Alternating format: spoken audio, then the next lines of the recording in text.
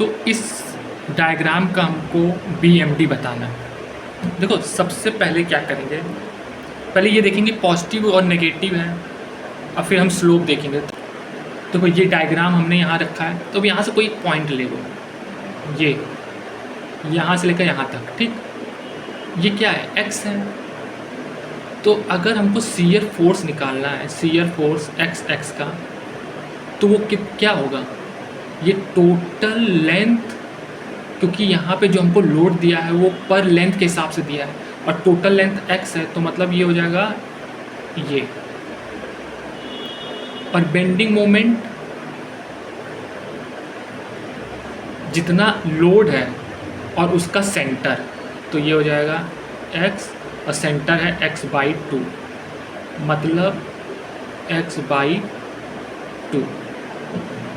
अब अगर हमारा लोड किसी मटेरियल को ऐसे इस तरह कर रहा है, इस तरह मोड़ रहा है, तो वो हो जाता है नेगेटिव, और अगर ऐसे मोड़ रहा है तो वो हो जाता है पॉजिटिव। अगर आप इसको ध्यान से देखेंगे, इस पॉइंट को पूरे को, तो हमारा मटेरियल ऐसे मुड़ रहा है, ये नेगेटिव, तो इसका मतलब जो हमारा बेंडिंग मोमेंट होगा वो नेगेटिव होगा, तो इसका मतलब C और D तो होगा ही नहीं, ठीक। और शियर फोर्स अगर आप इसको ध्यान से देखेंगे, ये जो हमने ये x लिया है इधर का, इधर साइड का जितने लोड हैं वो क्लॉकवाइज घूम रहे हैं, क्लॉकवाइज। जब भी हम क्लॉकवाइज लेते हैं तो वो पॉजिटिव होता है, तो ये शियर फोर्स होगा पॉजिटिव।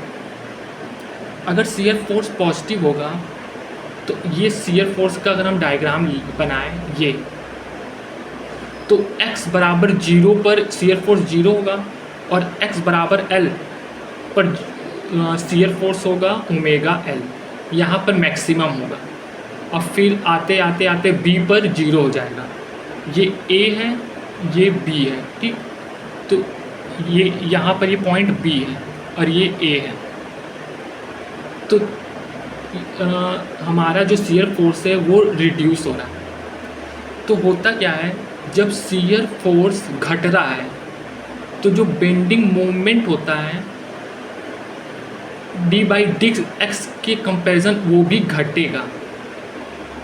बेंडिंग मोमेंट ये m, तो वो भी घटेगा।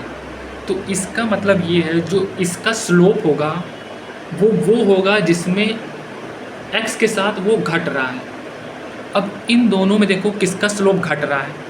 अगर आप पहले वाले में देखेंगे तो पहला स्लोप ऐसे है, फिर ऐसे है, फिर ऐसे है, फिर ऐसे, धीरे धीरे स्लोप घट रहा है, और इस वाले में स्लोप धीरे धीरे बढ़ रहा है, ये देखो।